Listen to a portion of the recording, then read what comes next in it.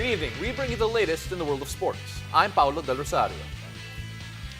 We give you the conversations you want to hear from your favorite icons and athletes. I'm Maitin Sai, and tonight's game plan. We'll break down today's big PBA Semis game as the San Miguel Beermen forced a deciding game 7 against TNT Tropangiga after a 103-90 win. And we'll check in with Deanna, Wong, Kamille and Nisperos on their national team journey as we play Spill the Tea, mate, plus their lifetime awards. Buckle up, sports fans. Let's get in the game.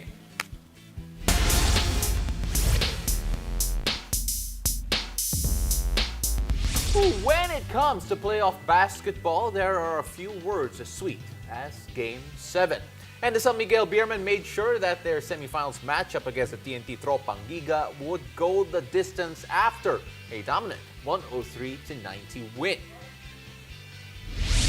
Take a look at that. Mo Tautua leading the way with all scorers with 24 points. Marshall Lassiter pushed, putting on a show from beyond the arc with 19. Terrence Romeo with a quiet 16 points. On the other end, Jason Castro with 16 of his own, paired with Ryan Reyes, a fourth quarter explosion for 16, and Hoy Eram with 11. Series tied at 3 games apiece.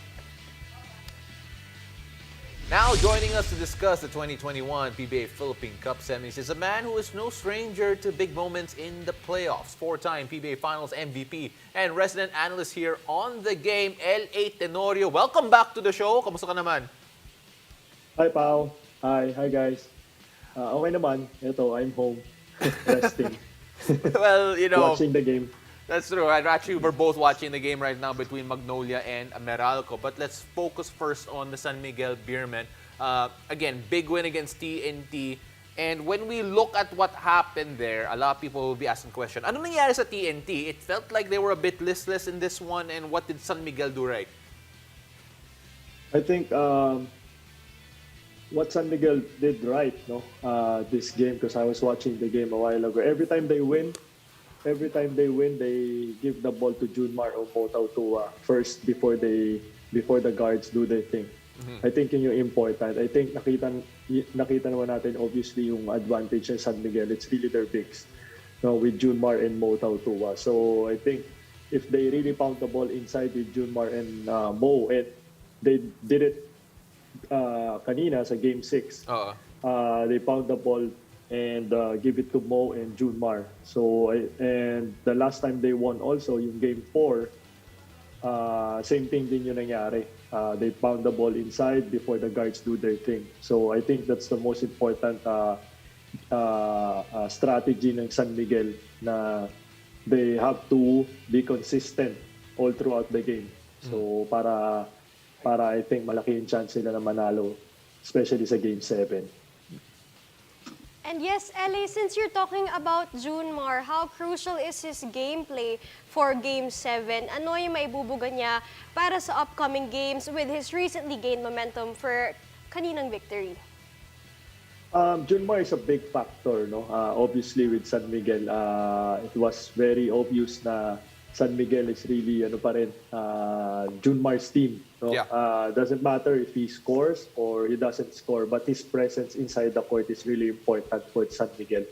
Nakita man natin yun kanina rin sa Game 6. No? He only scores 11 points, but yung presence niya, getting the ball inside is really a big factor because the Talk 'N Text has to double or triple team Junmar, and then all the shooters and all the superstars of San Miguel is getting open. So, malaking factor talaga si Junmar, especially this Game 7 with Junmar's experience. So, Talk 'N Text has to really find ways to stop the two bigs of San Miguel. Well, LA, we all know naman sabi nga ni Coach Leo, they have the most obvious game plan in the PBA, which is give the ball to Junmar and then build off from that. That's right. And when you talked a bit about TNT naman, kasi we asked you a while ago kung sino yung player na gusto mong pag-usapan, and then you mentioned si Jason Castro, 16 points, 10 of 10 from the free throw stripe. And actually that surprised me a bit kasi even by Jason Castro's high standards, this wasn't necessarily a vintage Jason Castro game. What do you think he needs to do para sa Game 7? Iba naman yung resulta. I think Jason has to really assert himself. No, he has to be really aggressive from start to finish. I know Jason. I know Jason too well. No, big games like this, especially at Game 7, he will come out and play his game. No, I know Mikey Williams. No, Mikey Williams is there also, and other players. But I think TNT is still Jason's team. Kung saan pupunta si Jason, kung ano yung klaseng game meron si Jason, I think the TNT, he can carry the TNT to win in Game 7. So, Jason can do a lot of things. No? He can score, he can create for his teammates, and he's a leader. He's an experienced player. So, I think coming to the Game 7, Jason has a big big responsibility on his shoulder. No? Because, yes, Mikey Williams, Troy Rosario, and other players, Poy Erap's there. But I think the experience is really, Jason. Jason pa rin talaga magdadala if they want to win Game 7. So, Of course, you mentioned, syempre, Jason will always be one of the focal points. But then, in that game that we saw a while ago, alam naman natin how hard it is to close out a San Miguel team. And it just felt like they weren't there for the races. See, Ryan Reyes was actually their other top scorer with 16 points. But that's someone that you wouldn't necessarily expect to be one of the top scorers of the TNT Tropang Giga. You look at the team, who do you think needs to step up more to close out this Game 7? Because, in general, closing out San Miguel is probably the hardest thing to do in the PBA. I think they have to have the collective effort as a team, not only 1, 2, or 3. It has to be everyone, including the bench. Kasi San Miguel is, grabe, fully loaded. Fully loaded talent, no? Every time, especially on the game set or in a do or die game, it's really hard to play against San Miguel. That's why in the past, we cannot afford really to play San Miguel on a do or die game because they're really tough. No, they know how to play. They've been together forever. So, alam na nila eh. So, I think TNT has to really, number one, shoot the ball really well from start to finish. They have to be consistent from start to finish. And the starter should parang sila yung mag-start ng momentum for their team. So, I think the big factor really is to shoot the ball well from the outside kasi mas mag-extend ang defense ng San Miguel, which is yun yung weakness sa San Miguel, especially when Junmar and Motautu was playing together. Yeah. Diba? Oo. So yun. That's right. And Ellie, you were talking about collective effort and maintaining the momentum. So we want to ask, what are your expectations for the Beermen and TNT for this upcoming Game 7? Sino sa tingin mo yung kayang mag-anchor ng spot sa kampyonato? And of course, syempre, siguro hindi tambak, no? Siguro hindi tambak yung Game 7, but I don't know. We'll see. Ellie, ano yung expectations mo? Well, my expectation, definitely, tamang ka pa. I'm expecting an overtime game. No? Overtime. I think 48 minutes is not enough to determine who's gonna win for Game 7. Expectation, who's gonna, well, di mo masasabi kasi actually both teams are the two talented teams, no, in the league. Diba? Parang I'm watching actually, honestly, I'm watching a championship game right now. San Miguel and TNT. It's like a championship game. No? So, again, I cannot say TNT or San Miguel because it's Game 7. So, what happened for the past 6 games, that's over and done with. So, I think whoever really wants to win the game, again, effort. Who wants it more? It's not about who wants it more, and it's not about the talent. No, it's really who wants it more and the effort. Kung sino yung mas mananalo sa effort. Iba talaga yan, LA. And first of all, kung nag-overtime nga, we have to call you a prophet hindi ng analyst Hindi ng analyst LA. Pero yeah, thank you guys. Stay safe, everyone. Thank you, LA. After the break,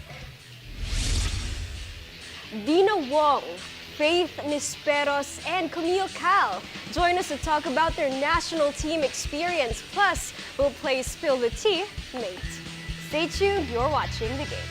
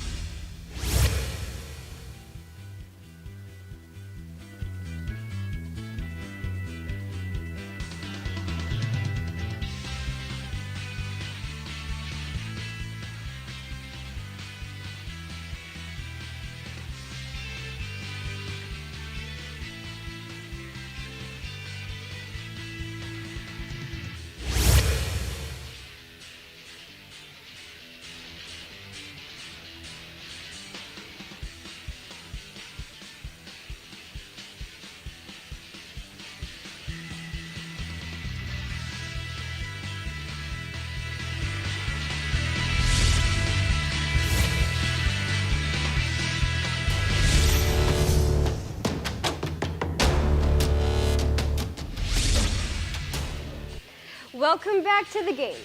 Young Guns, Deanna Wong, Faith Nisperos, and Kamille knew the assignment and definitely showed what the future looks like for Philippine volleyball. Tonight, the trio joins to talk about their experience playing for the national team. Kamusta kayo, Faith, Deanna, and Kamille? Hi. So, we just got out of quarantine. Okay lang. Kamusta naman? Out of quarantine? Out of quarantine. I'm telling you right now, I don't know anyone who would wholeheartedly say that, oh, I enjoyed quarantine the entire time. Oo, iba yun eh. And, I enjoyed quarantine. you enjoyed quarantine? Bakit? Recovery. Okay. Sige. Alright, so first of all, kamusta kayo, Dina? Obviously, a lot of pressure representing the Philippines. Pero iba pa rin eh, the pride and the honor. How did it feel for you, especially when you look back at yung time mo? For me, I felt blessed and I felt really grateful. So, sobrang malaking bagay, malaking opportunity to be able to represent the country. And it's such an honor.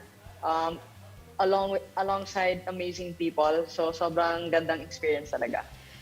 And you know what, Dina, you mentioned to me before that it was pretty easy to set up chemistry because before your wing spikers, nakalaro mo sila sa Ateneo. But now you set up good plays for the likes of veterans Kale Mao, MJ Phillips, Mommy Mai. Was maturity a big factor for this? I don't think maturity was a big factor, but it was one of the factors. Pero I think the bigger factor there was really getting to know each other. Yeah. So I think that's what it takes lang to be able to know, syempre, kung anong gusto ng mga sets ng spikers ko. So, yun yung maganda doon kasi madali lang kami nakipag-friends, nakipag-close together. So, that one really helped talaga for me. Alright, so now before we move on and catch up with the rest of you, syempre, we can't have you all here without playing a fun game that we played yesterday and good reviews daw eh. So we're gonna play with you also. We played this with your teammates and tonight, let's hear what you have to say here on Spill the Team, mate.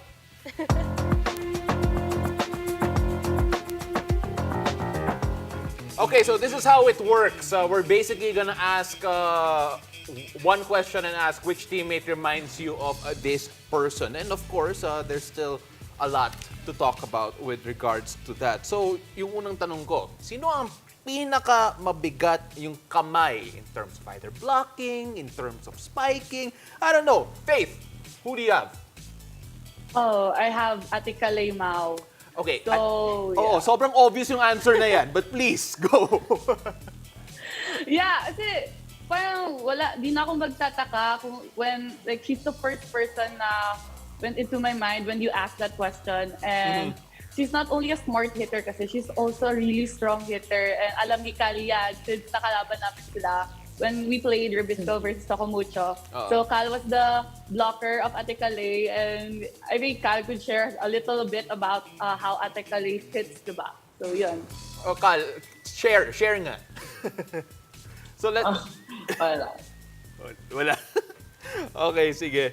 Alright, the next one what we have here is the most overwhelming and is inspiring yung presence. Wow. Okay. Let's have Kamille to answer that, no? Let's go. For me, it's Ate Rhea. Okay. Of course. Bakit? Kailan siya yung pinaka-veteran talaga. Sobrang knowing Ate Rhea na sobrang humble niya, sobrang galing. And yun, pag nakikita ko siya maglaro, sobrang na-amaze ako. And you know what, Kamille, for Ate D-Mac, she had such a strong presence and inspiration for you. Kamusta yung dati, tumitingala ka lang sa kanya, you were looking up to her, idol mo siya. Anong pakiramdam na you got to play alongside her in ABC? Sobrang grabe yung feeling. Kasi parang dati pinapanood ko lang siya. So ngayon nakalaro ko siya. At the same time, tinuturuan niya ako. Of course.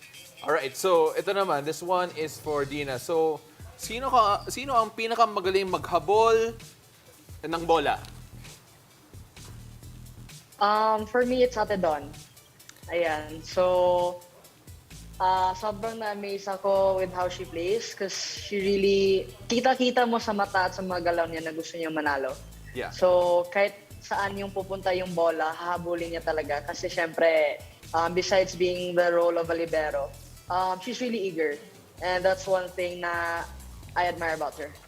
Of course, and she's been there, she's done it for most of her career, and to see it close up, I can only imagine how you felt about that. But Faith, when you look at this team that you have, again, we always talk about yung mixture, diba? Yung mga bata and then the veterans out there. When it all came together, parang the chemistry that everyone had, it's like you all belong with one another. How did it feel na when everything did come together, na everyone was in sync almost? I think it was really the best balance. Kasi we have the young ones, we have the experienced ones, and together, nag-gel, and parang we carry each other eh. So we could say the kids, we carry sometimes the intensity, like the strength, the fastness, and all that. And the ates, they bring the experience, the eagerness, the determination in playing. Yeah, so it's really a good balance between the team. Okay, all right, that's perfect. Actually, alam mo, I really want to spill one more piece of tea there. It's that Faith has not finished Squid Games yet despite being in quarantine. Sabi daw niya, nag-aral lang siya during quarantine, and I can't get mad at that, but you know what? Atenista. We're not done yet. After the break, we'll get to know more of Deanna, Faith, and Kamille because we're giving out Lifetime Achievement Awards. Stay tuned. You're watching the game.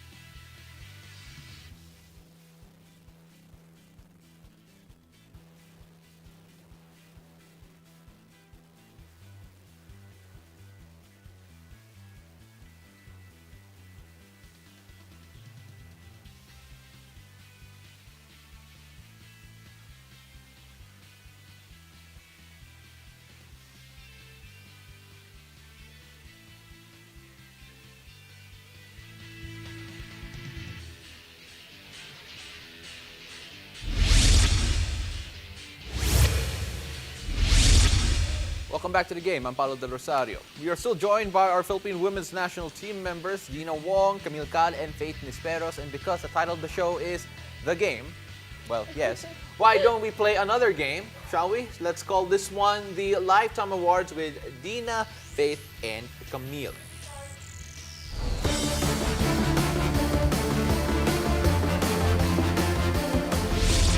So my partner Ai here will be explaining to us the awards that will be given. So in other words, awards night to, we're all dressed up. That's the reason why we're dressed up anyway.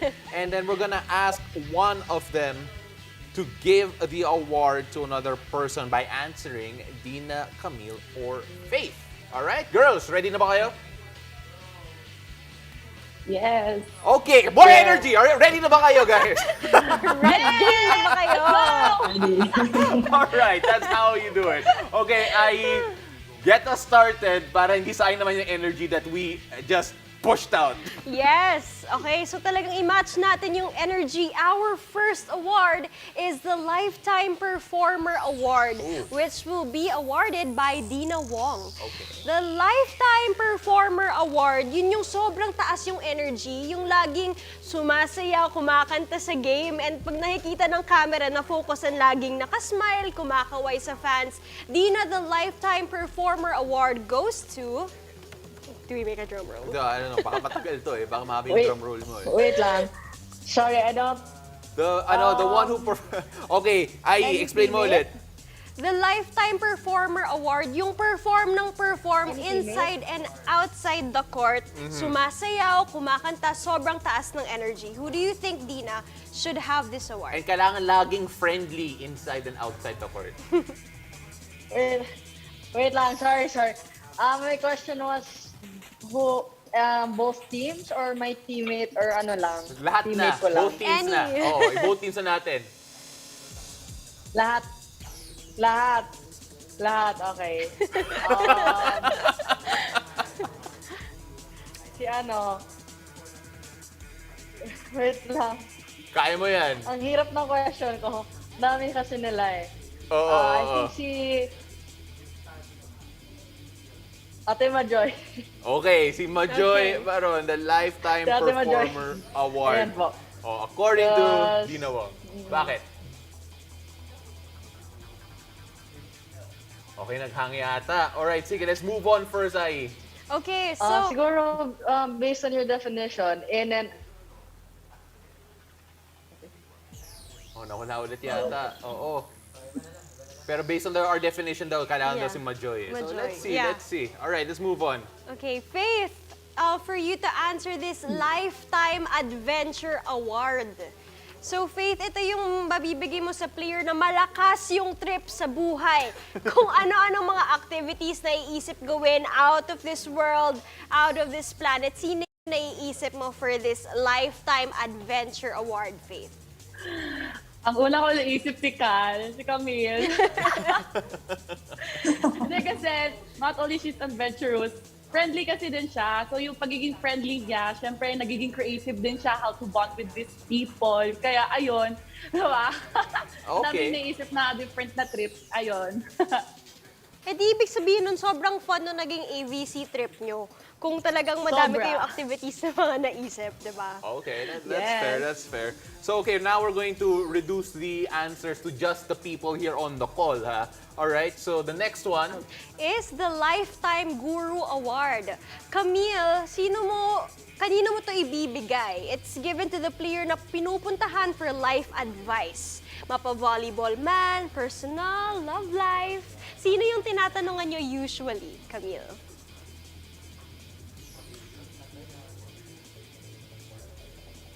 Dito lang sa Oo, dito lang. interview na Most to. of the people Or on the call. buong team na to. Ay. For me si hirap. Tama ba yun?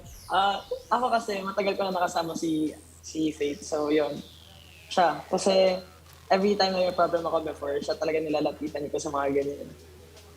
And yun talaga no? Kaya yun yung secret sa gelling nila no? Oo. Secret keeping din. Of course. And of course, the next one, Dina, we're gonna try to get back to you here. Ito, the Lifetime Sermon Award. You know what? Pa-describe naman ito. Ito, it's given to the player na madalas mapagsabihan ng players and coaches. Hindi lang inside the court, pero kahit outside. Na-imagine na ng mga fans yung laging nagsasorry, coach. Who do you think, Dina? Parang lahat naman po eh. I cannot, hindi ko kasi masabi sa kabilang team kasi hindi kasi kami nagsasama doon. Oo. So, sa team ko, siguro si ang hirap. Si Ate Mai. Ayan, Ate Mai Limpat. Si Mami Mai. Alright. That makes sense. Okay, so we actually have time for one more, and this is my personal favorite question, so I'm gonna take this Okay. one. This one's for Faith, okay? The Lifetime Buffet Award. In other words, yung pinakamalakas kumain sa grupo ninyo. I think kailangan ko ilaglag sarili ko. Okay. Kasi sa team namin, ako yung lagi tinatanong, do you want the extra salad? Do you want the extra fruits? The extra cupcake? And of course, ako naman, yes, ate, please, I would love that. So, yeah, ako yon. Pero Faith, napaka-healthy naman ng mga choices mo. Salad, fruit, yung cupcake lang yata yung hindi. But again, thank you very much for joining us here for the Lifetime Awards. We hope to have you again soon. Alright, so maraming salamat, Dina, Faith, and Kamille, and thank you for joining us. Yan, talagang yun pala yung secret ng future ng ating mga volleyball players. Kasi kailangan nila ng energy, their food. Yes. Thank you for joining us. I'm Ai Tinsay. I'm Paul Rosario, and this has been The Game.